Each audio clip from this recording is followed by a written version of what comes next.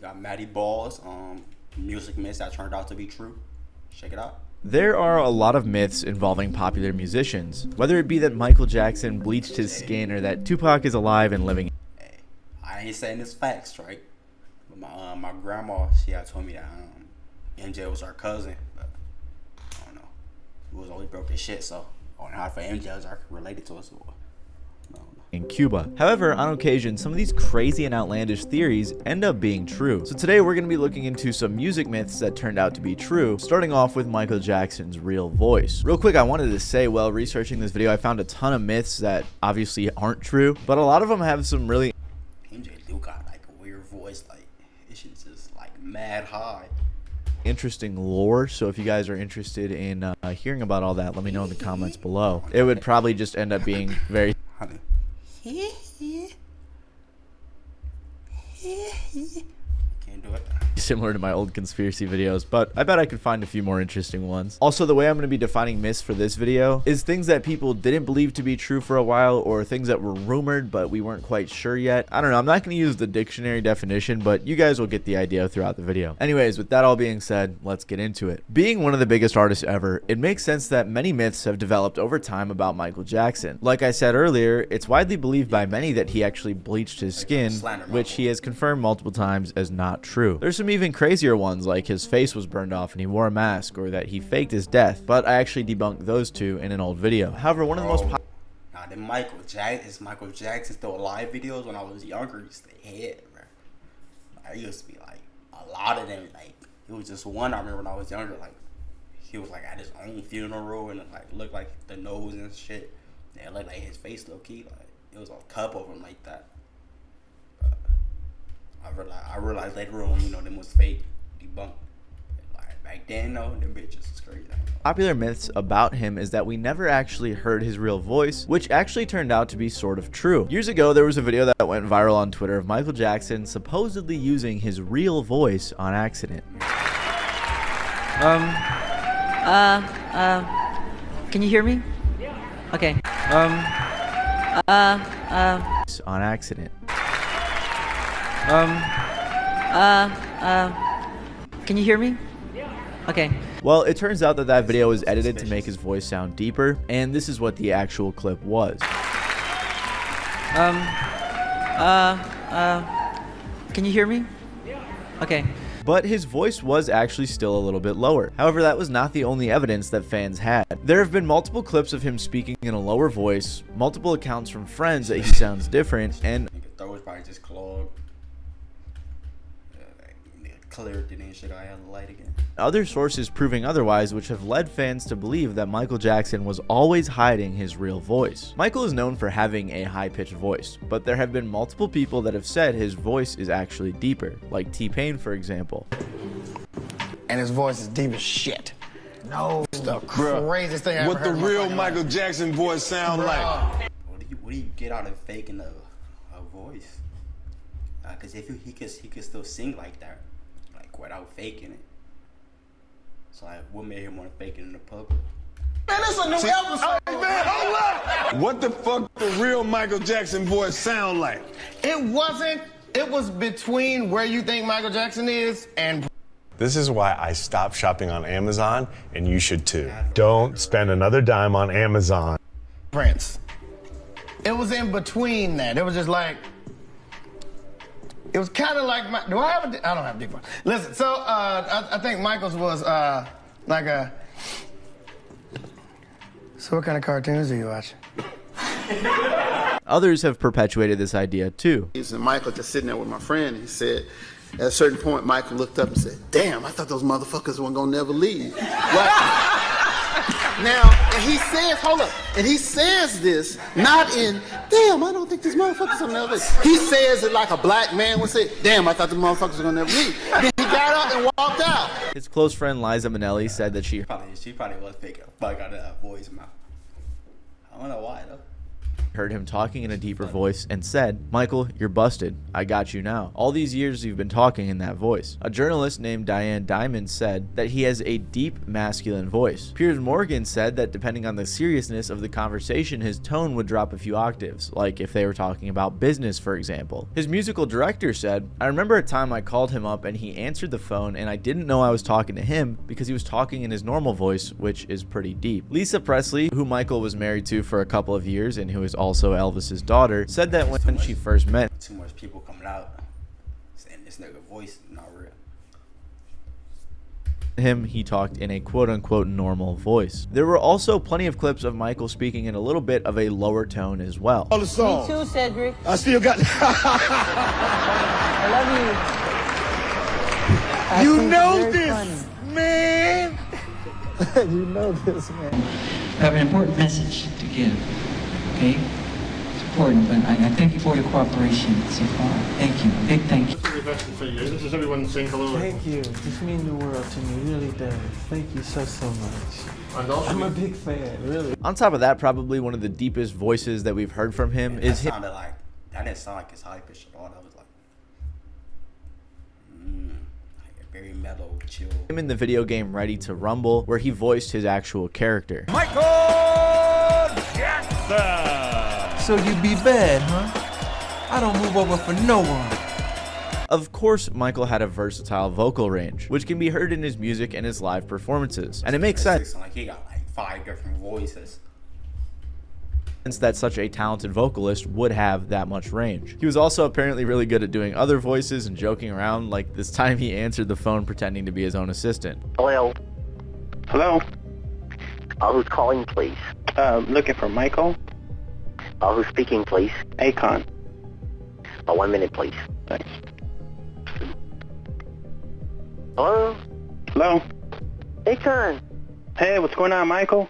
But if his real voice was so much deeper than his public voice, then why was he hiding it? Well, first of all, his real voice wasn't actually that much deeper than the voice he did in public. It was just more of like a normal pitch. And there are multiple theories as to why he kept the voice the way he did in public. A big rumor that had gone around was that Michael's dad had chemically castrated him. His former doctor, Conrad Murray, even claimed this, but this doctor was also the person that killed him, was convicted of involuntary manslaughter, and had his medical license revoked, so he's probably not the best source. Plus, because Trying to say like his dad, right? So saying like his pops like put him in chemicals. slaughter and had his medical license revoked, so he's probably not the best source. Plus, because MJ was able to grow facial hair, it's unlikely that this actually happened. On top of that, most of the people in his family had naturally higher voices in general. Like Piers Morgan suggested, he spoke softer when speaking in public or with kids, and was a bit more stern when it came to serious subjects. Other friends of Michael thought it was him creating a persona to protect himself from the intrusive public. But the biggest theory as to why he did this was that it was just to preserve his voice. In reality, it was probably a mix of a few of these things, except for the castration part. He probably was softer spoken when talking about softer subjects, and a bit deeper when it was serious, which is pretty normal for vocal inflections for everybody, not just Michael Jackson. And preserving his singing voice was probably also very important for him as well. So while he did have a real voice that we didn't hear as often, it wasn't all that different from what we were already hearing, and it definitely wasn't super deep like some fans have suggested. And while Michael has been subject to many wild myths, there's a rapper who's always been fairly mythical throughout his whole career, and that is MF Doom. MF Doom is a rapper that had a lot of mystery around him. For much of his career, I think I heard of MF Doom. Yeah, I heard of MF Doom for sure, but I don't think I ever heard a song from MF Doom. while very successful, MF Doom was also a bit more of an underground artist. After being bullied by his previous record label while in a rap group called KMD, he left the music industry for a while and returned with the name MF Doom. His entire ideology was that because of how the music industry did him at first, he wanted to become rap's first supervillain. He donned a mask that he pretty much never took off in public for the rest of his career. If you couldn't tell, That's actually tough though. And then name MF Doom. Now that I know why he got it, that shit is kind of hard.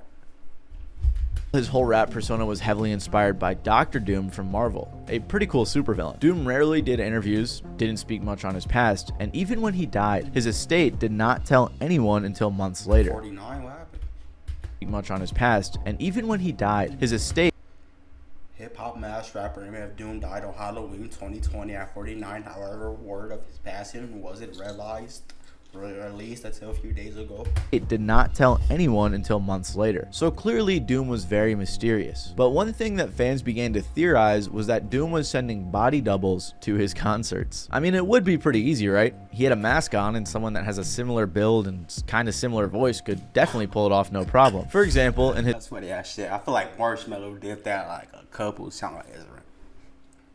You can never tell when that nigga on stage.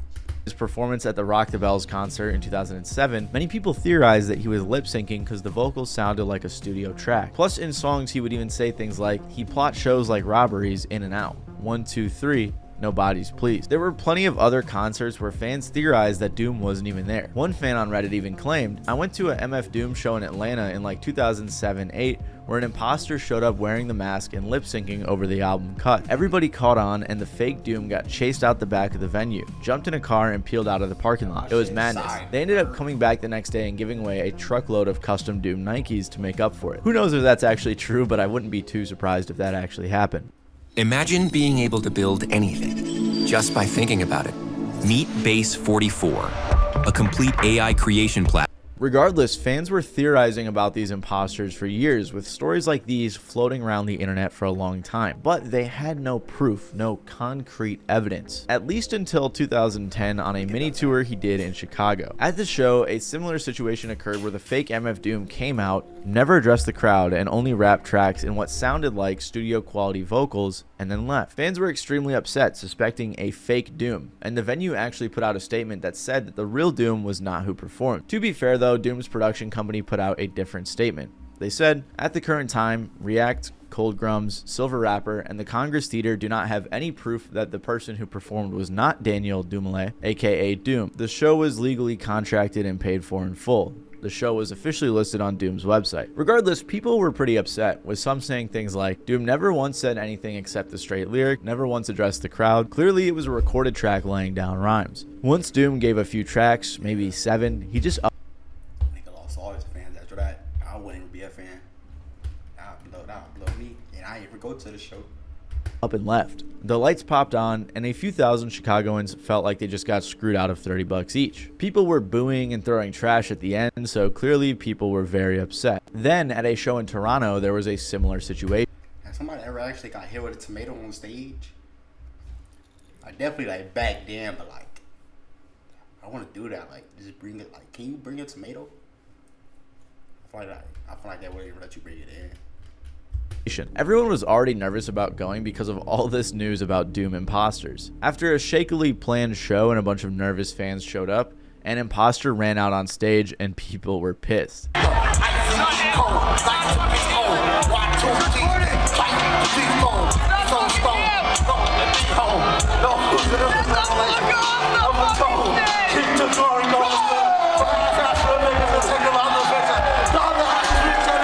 Then the you can't fool real fans. Like, if my favorite artist, like they really noticed, like Cardi, Rio, and like, damn, who got a mask though? I think it'll be hard to fake, even with a mask. Like your real fans are gonna know your body type, everything, man. How you move, how you walk, everything, man. So after being booed, the real Doom came out. Turns out his flight was just super late and he was just trolling the fans. Eventually, Doom decided to come clean about his imposters in an interview saying, I liken it to this. I'm a director as well as a writer. I choose different characters, I choose their direction and where I want to put them. So who I choose to put as the character is up to me. The character that I hired, he got paid for it. There's no imposter. When I go to a show, I'm going to hear the music. I'm not going to see no particular person. People need to think outside of the box. So when you come going for the artist, not just the music. I always just want to listen to the song, man. I blast the bitch on the speaker or something. I'm came for the whole package, the whole show. To a Doom show, I'm letting all the cats know now. Come to the show and come to hear the music. To see me, y'all don't even know who I am. However, a lot of fans weren't too fond of this, especially because he never gave this disclaimer before any of his concerts. And it makes perfect sense as to why people were upset about this, but I do think it is kind of cool that he was sending these body doubles. I think I heard rumors that he said before that if the shows weren't paying enough, he would just send a double to do it for him and things like that, which is pretty funny in my opinion. But of course, I get why people were upset about this. So while Doom officially confirmed this crazy myth, Ozzy Osbourne had a few even crazier ones surrounding his life. Ozzy Osbourne, who recently passed away at the age of 76, was one of rock and roll's all-time biggest legends. And as a performer, Ozzy definitely knew how to push the limits. He was one of the founding members of the metal band Black Sabbath, and after allegedly being kicked out due to his unpredictable drug use and antics, he also went on to have a just as successful solo career. During this career, you may remember hearing some pretty wild stories about Ozzy. One of the most famous ones being in this career, you may remember hearing some you see it, yeah, niggas start, yeah, nigga all summer, man. And then he's on, nigga all summer. Pretty wild stories about Ozzy. One of the most famous ones being that he bit the head off of a living bat. And since this allegedly happened over 40 years ago, fans have some conflicting recounts of the facts, especially since Ozzy himself told a few versions. But this is what actually happened. In January 1982, Ozzy was about 2 months into an exhausting tour promoting his second solo album, Diary of a Madman. And during this tour, a strange tradition started to develop. Basically, throughout the show, Ozzy would throw pieces of raw meat and animal parts, including intestines and liver, into the audience. Ozzy said the reason was let me have been there without knowing like that was a tradition, man. I would have been a failure. Because he thought it was hilarious. And apparently the crowd thought the same as they threw back anything they could sneak into the venues, like sheep testicles, live snakes, and dead rats, to name a few. Anyways though, for some context, Ozzy worked at a slaughterhouse and that is sick. Everybody who went there, man, y'all, that's like something. Y'all all like, what is it, like, what do you call like people like the KKK, like, what are they? Not a clan, like, yeah, man, y'all know what I'm talking about. Y'all that, man. One of them orgs. crematorium growing up, and he had a pretty wild reputation and was known for always being on some type of drugs, so these unique stunts didn't really shock anyone too much. But everything changed when something small and black landed on the stage during a rowdy Wednesday night show in Des Moines, Iowa. Somebody threw a bat on stage, and I thought it was one of these toy bats. So I picked it up, bite the thing's head off, and suddenly everybody's freaking out because it's a real bat, because like, on the stage set, like the bat goes like asleep. Bro, you knew that was a real bat. You pick it up, it's all squishy. You don't feel like a toy, bro. You just bet it. And the lights go on it. So. So it was, for all practical purposes, a toy bat. Yeah, but the... What did you do? Like, with all the blood got in your mouth, what did you do? You swallowed it? But I can assure you the rabies shots that I went through afterwards aren't fun. No, We know you're hovering over that button, but we need your help. We have a better button, we promise. They're painful, I understand. In his 2010 autobiography, I Am Ozzy, he describes immediately picking up the object, stuffing it in his mouth, and chomping down. He said, immediately though, something felt wrong. Very wrong. For a start, my mouth was instantly full of this warm, gloopy liquid. Then the head in my mouth twitched. He followed this simply saying, somebody threw a bat. I thought it was just a rubber bat. I picked it up and put it in my mouth. I bit into it. Then he quickly noticed, oh no, it's real. It was a live bat. But as Ozzy was always on some type of drugs and often admits that he doesn't remember a lot of things, his story has conflicted with itself a few times. In a 2006 interview with BBC, he told a similar story, but yeah, cause it didn't feel like rubber. This nigga knew he was biting it real bad. He liked that shit, man. And when they say he was a butcher, man, he probably liked seeing dead animals and shit. He probably lick them when he cutting them, like, you know, like grab pig feet, just like start nibbling before you know it's in the shop. But instead pointing out that the bat was already dead. So while the whole situation is pretty crazy regardless, for fans it's hard to tell if the bat was truly alive or if it was already dead when thrown on stage. That was until the man who claims to have brought the bat to the show gave some clarification. Mark Neal, who was 17 at the time, says his younger brother brought the bat home days before the show, trying to save it, but it died. He claims that by the time he took it to the concert, it had already been dead for 2 days. So we can be sure that the bat did end up in Ozzy's mouth, and that it seems to have been most likely dead, making this one of rock's craziest myths. But what's weird is this is not the only myth about him biting off the heads of live animals. 9 months before the bat incident, In Los Angeles, he actually had a similar series of events go down. Again, the details are conflicting and they vary. He's just a serial baddie. But here's the basics. Ozzy was set to meet with CBS record label execs, and his wife Sharon had the idea of releasing 3 doves to represent peace. After a short speech giving thanks, Ozzy was supposed to release the birds, but that is not what happened. Now, but there are other accounts where you bit the head off was it a pigeon? Well, it's my hobby, you know. No, now see, you're gonna give licking his lips, like he meant that. It's his hobby. He's passionate about it. these people the wrong. It's not really your hobby, is it? Let's have a look at your neck. No. Hey. According to one account, Ozzy had been drinking brandy all day before the meeting, and midway through, he grew annoyed with one of y'all keep seeing me look over there. Somebody supposed to be coming real quick. The PR women. So to shut her up, he decided to pull out one of the doves and bite its head off. Then he allegedly did it again with another dove, but this time spitting its head out on the table. Ozzy said, "That's when they threw me out. They said I'd never work for CBS again." And another version told months later, the doves had all apparently died already, and in Ozzy's words, they were planning to release his there, but his dad before it had, so rather than waste it, I bit his head off. Rather than waste it, I bit its head off. Out, so right? once these myths were later clarified by Ozzy himself and others, it seems like it's true that he did enjoy biting the heads off of dead or alive animals. And while this myth was really crazy and silly, the next one is a bit more serious and could have even had real consequences for US citizens. For a long time, there have been myths floating around that the FBI was surveilling John Lennon, one of the members of the Beatles. And you might be wondering, why would they do that? What sort of threat could this guy possibly pose? Well, the FBI has actually always been up to some type of shenanigans when it comes to musicians, and the government has too in general. The CIA has been known to fund musicians who share their ideologies, especially during the Cold War, to sponsor anti-communist activity. They even organized tours for musicians across the world so that they could fight against communism. Then there was the notorious FBI counterintelligence. Makes sense. Any celebrity, they could push their agenda. They'll put the money out for it. Program, or COINTELPRO for short. COINTELPRO had a lot of objectives, according to PS Mag, to expose, disrupt, misdirect. I think all these, like Trump, what's that girl name with a K? All them, they're bringing out the celebrities, they shit, man, like rappers and shit.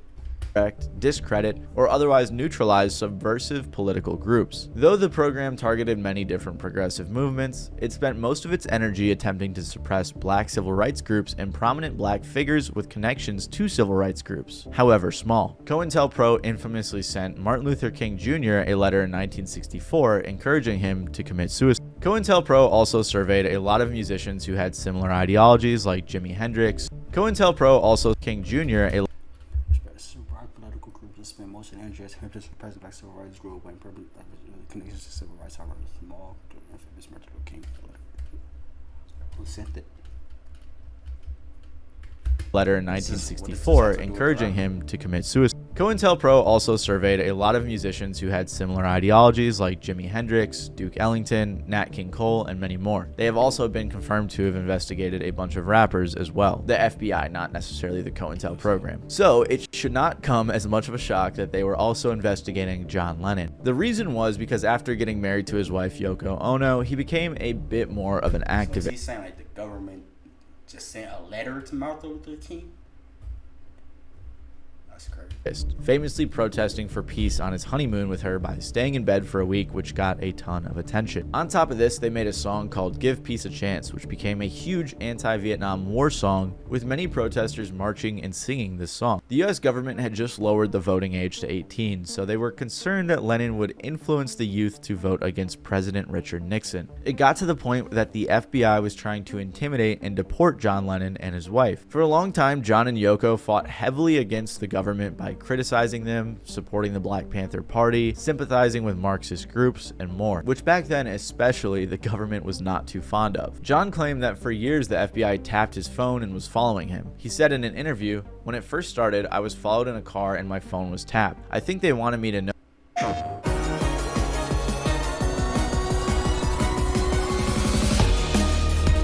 know notice to scare me. And I was scared, paranoid. For years though, these were just claims and we had no real proof. Until a historian by the name of John Wiener, yes, John Wiener is his name, you heard me right. John Wiener began pressuring the government by researching the FBI's surveillance of John Lennon for a very long and thorough amount of time. So the FBI finally released their files on John, where everything I mentioned turned out to be true. You can actually find these files online and see all of their surveillance of him. So big shout out to John Wiener. It turns out that since he had a drug charge back home, they thought it would be easiest to deport him. They even allegedly thought about setting him up with a drug bust, but a Nixon official said it was a very bad idea since they would get so much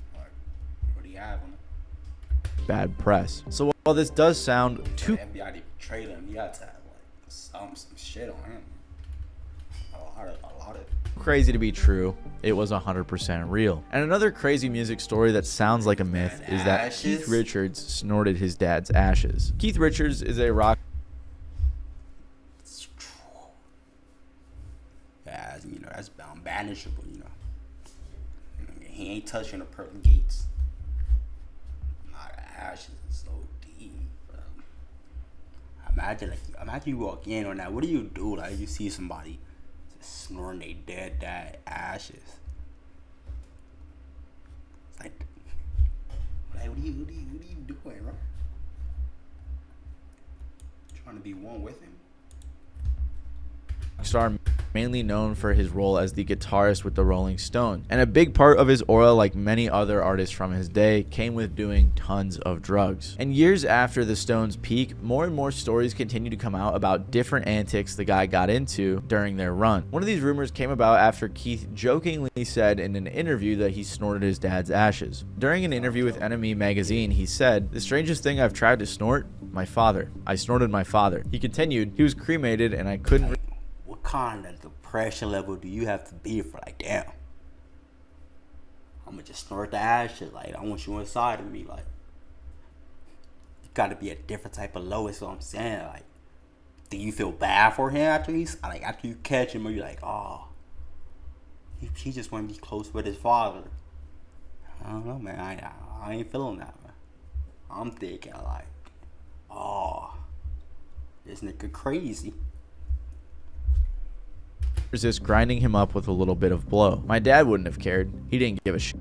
It went down pretty well, and I'm still alive. This strange answer in the interview took over headlines all over the world, dominating the news cycle with a mostly and understandably negative response. Almost immediately, the Rolling Stones PR team released a statement saying it was an off-the-cuff remark, a joke, and it is not true. File under April Fool's joke. And even Keith weighed in on the debate himself, giving some context on the website. He claimed that Enemy took some creative liberties in their publishment of the review, and that while most of the story's details were true, specifically snorting the ashes, Enemy got some major details wrong, mainly that he mixed the ashes with blow, which Keith claims is false. So because of the Rolling Stones comment, a lot of people believed it to be false or a rumor or a joke, but Keith confirmed it to be true later on the Rolling Stones website. He also doubled down a couple of times, like in his 2010 memoir and in an interview with CBS, where he painted a bit more of a descriptive picture.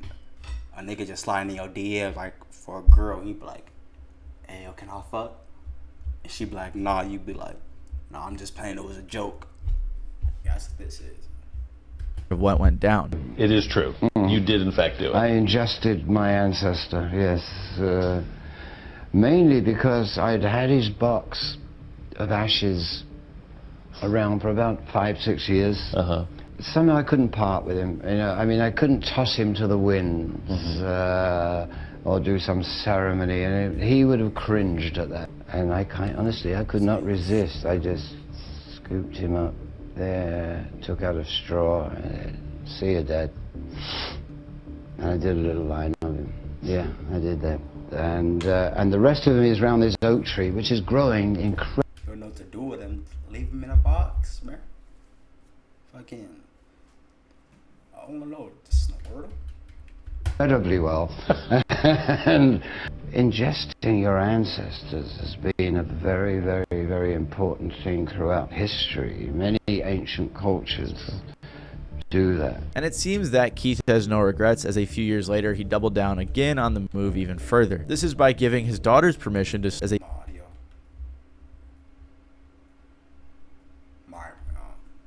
Dang, that's crazy. My audio cutting out here, so we just call it. I hope y'all enjoyed the video. Make sure to like, subscribe if you enjoyed the video. You know, don't courtesy like, you know. Yeah, that's it, man. I catch you. Amazing video.